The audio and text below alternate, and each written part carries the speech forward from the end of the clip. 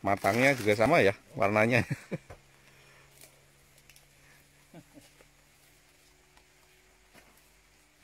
Ini baru wow namanya. Jadi ini pemakaian NASA 0,5 kilo per tahunnya. Sudah aplikasi 2 kali.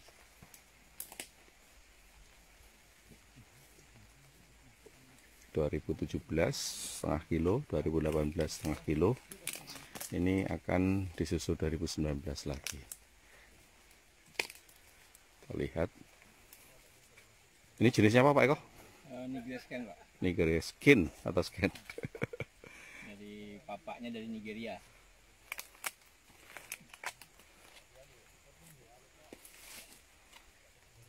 Luar biasa.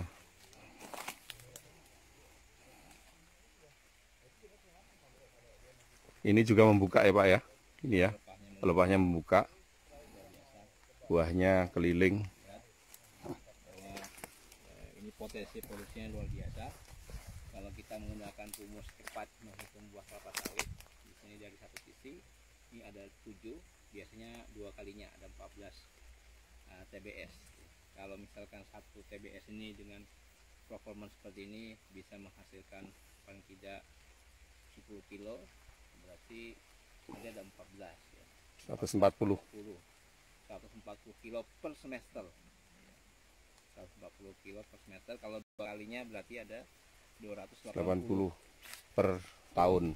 Per tahun per tanaman. Per tanaman. Kalau kita anggap ada 100 tanamannya seperti ini, berarti ada bisa menghasilkan 28 ton per tahun. 28 ton per tahun ya. Dengan asumsi hanya 100 pohon, padahal 1 hektar itu bisa mencapai 136 pohon per hektar. Bahkan ada yang dengan usia yang masih TM3. Ini masuk TM3, ini luar biasa. Jadi potensinya luar biasa. Kalau hanya 100 pohon saja seperti ini berarti ada 28 ton potensinya. Tapi kalau 120 bisa kita hitung, bisa di angka 32 sampai 34 ton per hektar per tahun. Luar biasa.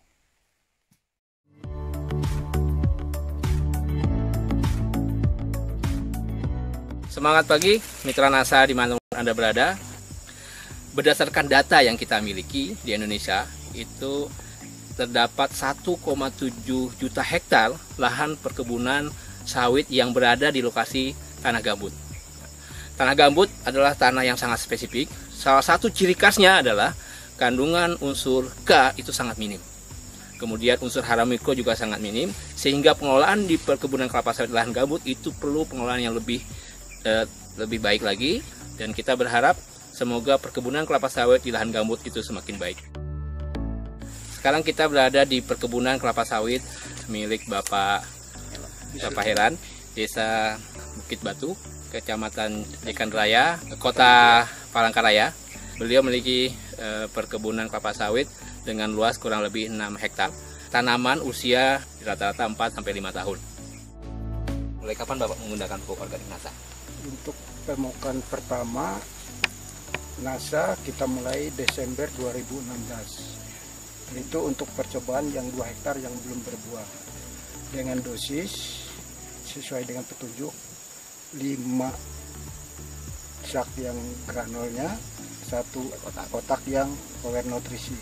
Untuk NPK-nya Pak? Untuk NPK-nya kita gunakan 3 sak. Jadi per pohon kenanya? Per pohon kenanya kurang lebih 1 kilo NPK-nya. Kita gunakan untuk 2 hektar pertama percobaan yang tidak berbuah, dan hasilnya sangat memuaskan.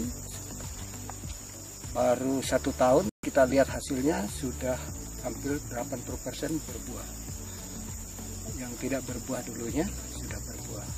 Dan untuk yang kedua kita gunakan lagi pupuk NASA untuk 3 hektar, itu granul sama nutrisi, power nutrisi. Mudah-mudahan nanti hasilnya dapat kita lihat beberapa bulan yang akan datang.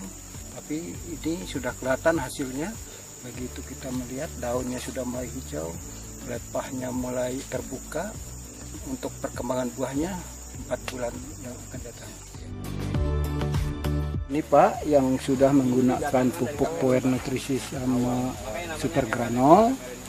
Kita coba untuk pemupukan yang 3 hektar ini ternyata buahnya subur, besar-besar, mengkilat, daunnya hijau, dan buahnya setiap pelepah ada. Ini dulunya nggak ada buah ya Pak? Iya. Sedangkan yang di sebelah kiri saya, sawit yang belum tersentuh nasa, pelepahnya semua kering dan lurus. Mitra nasa sekalian, berdasarkan informasi yang kami peroleh ya dari pengelola Bapak ya, Pak Nopi ya.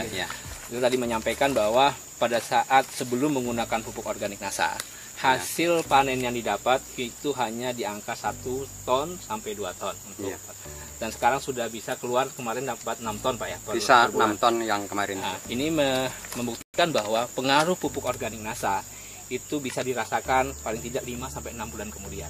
Kita bisa dilihat sekeliling ya. Tanaman kelapa sawit yang awalnya mengalami kondisi daun yang sangat kuning, sekarang sudah mengalami perubahan. Daunnya sudah mulai hijau. Terus kemudian buah yang tadinya tidak keluar, itu sekarang sudah banyak yang keluar. Kondisi buahnya besar.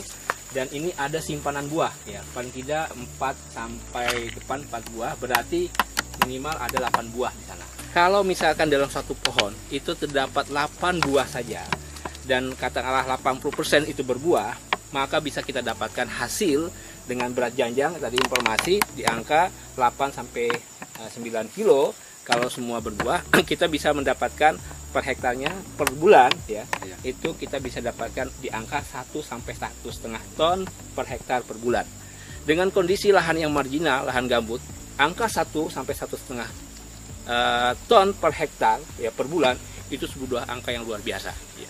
Karena standar kita untuk lahan-lahan marginal untuk usia 4 sampai 5 tahun di kelas ketiga, tanah gambut termasuk kelas ketiga, itu untuk mendapatkan angka 1 sampai 1,5 itu sudah luar biasa.